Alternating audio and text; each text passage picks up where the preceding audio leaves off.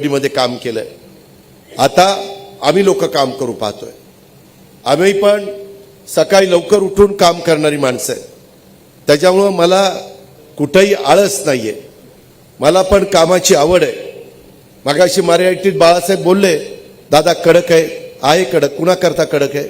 चुकीचं वागणाऱ्या करता कडक आहे। जर तुम्ही योग्य वागला तर मी तुम्हाला पाठिंबाच देईल ना। तुम्ही जर चुका केल्या नाही तर मला काही वेळ लागले कडक वागायला?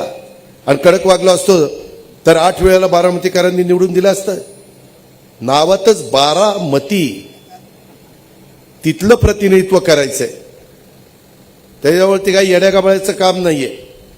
तुम्ही योग्य पद्धतीने काम करा। तुम्ही लोकांना फसवू नका, लोकांची दिशाभूल करू नका। ह्याची टोपी त्याला, त्याची टोपी त्याला, ती तसलं करू नका। ह्या बोटाचा थुका त्याला, ह्या बोटाचा त्याला, असलं करू नका। मला जे आपल्याला करता येईल ते लोकांना सांगा, जे करता येणार नाही ते लोकांना विश्वास घ्या की याच्यात ही अडचण आहे।